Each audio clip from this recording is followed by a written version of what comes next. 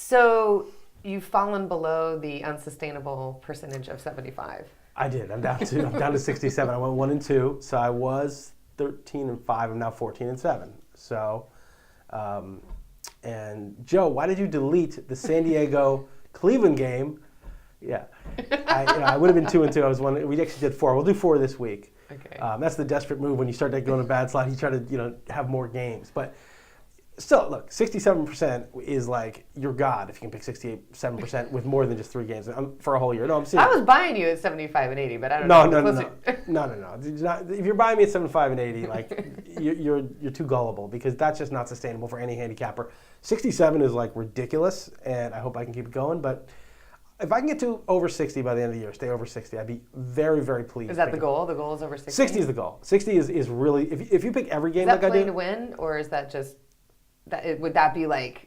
The best handicappers in the world on their best bets are 60. Okay. So they may go down to 55 because it's still profitable 55% to handicap games, right? 52.3 is break even. 52.38 is actually break even with the VIG. Okay.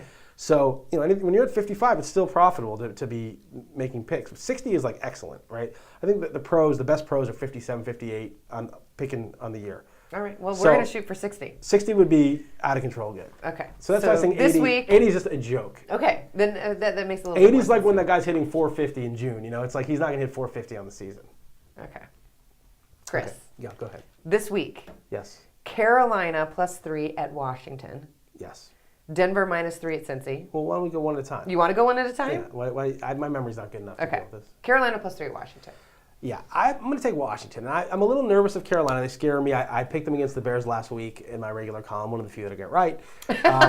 Because I just think that they're kind of a wounded animal and they're sick of losing, especially the terrible way they lost last week. But Washington's offense is very good despite horrendous receivers because RG3 really is excellent, even as a rookie. I mean, he is just so elusive and so accurate and buys time and so tough to deal with, with his foot speed. And Alfred Morrison, the run blocking is very solid. And Santana Moss is like a serviceable old guy, and the rest of the guys are horrendous, including Leonard Hankerson, who dropped an easy touchdown. But, the quarterback makes the receivers, not vice versa. And I just think Washington's offense is so strong that at home they're going to handle Carolina. I think Newton will have a good day. I think it'll be tight. But I think Washington wins by like 6 or 7. So I'm taking Washington as one of my picks at home. This is sort of the battle of the two most talked about quarterbacks. The rookie of the year last year, arguably the rookie of the year this year, probably. Yeah, offensive. Probably, yeah. This could be a really fun game. Yeah, I think it will be a good game. I think it'll be exciting. But I think Griffin is just better than Newton. I think he's a better player. I think he's just a better passer.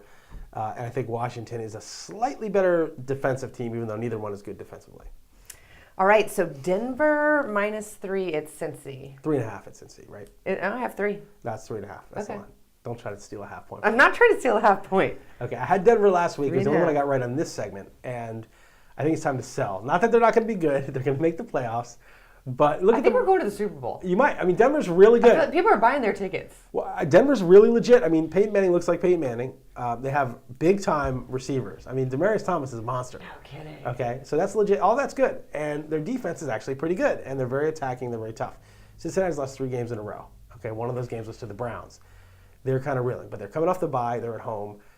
Think about where this line is at 3.5. Denver's laying 3.5 on the road. And think about who's going to take Denver. Everybody. So why isn't the line 7? It's because we kind of have one of these games every week. Yes, right. Where they're kind of pushing you toward. Right. Yeah. Yeah. So you're going to go the opposite. Yes. Yeah. You can't bully me into taking Denver. Wait, I think I can do this on my own. I don't even think you need to be here. Yeah. Liss is reading the book. Go ahead. No, I'm kidding. No, please. No, I was kidding. You're right. No, I want you to keep saying I get it. Finish it up. No, I did. Finish it up. Okay, so go. No, I want you to finish the analysis. I think so you're right. Taking Cincy. Yeah, I'm buying low on Cincy, selling high in Denver for the exact. Yeah, you could do the segment. I'm not kidding. I can't really. Yeah, all right. So but I do. I just pay really close attention. Good. Yeah, that's good. No, I swear to God, I wanted you to finish that game. I wasn't. You're not 67% for nothing. No. Okay, then Pitt +3 at the Giants.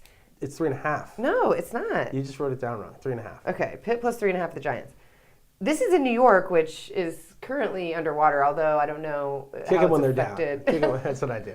No, I'm a Giants fan, okay? Yeah, I know. But who am I taking in this game? Well, obviously you're taking Pitt. Why is it obvious? Because you just said, I'm a Giants fan, but who am I taking? I was just listening. Okay. All right. So Here's the thing: the Giants have very little home field advantage. They play very well on the road. They don't really. Their home road. They don't. It's like almost the same thing for them. They just won in Dallas. They lost to Dallas at home. They win it on the road. They lose at home. They just crushed the Niners in San Francisco. Okay. They barely beat Washington at home. So the home field doesn't matter. Pittsburgh's good now. Their defense played really well against RG3. Much better. They've kind of turned the corner after their bye week. They lost to the Texans. They had 10 days. They've kind of regrouped. And I think they're a legitimately good team and a dangerous team in the AFC. I think the Giants probably will beat them at home, maybe. I think it's a close between these two teams. But 3.5, and the Giants don't play well at home. They don't play well as a favorite. They're much better as a dog. I think this game's a coin toss, a 50-50 game, and to get the 3.5 is gravy. Even as a Giants fan, I would take the Steelers. Okay.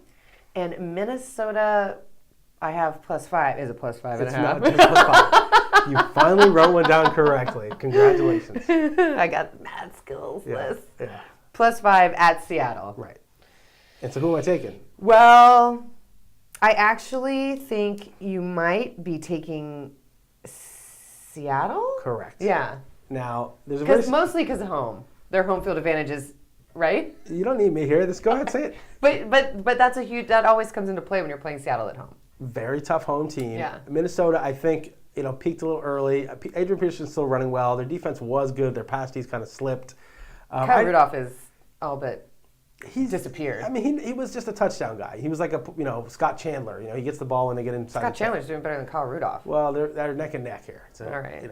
Anyway, so I like Seattle home laying 5. I mean, I think this game is probably the right line. I just think Minnesota right now, it's going to be really tough for them to move the ball. I think Adrian Peterson will get his, but you really win and move the ball through the passing game, and I think it'll be disaster for Ponder.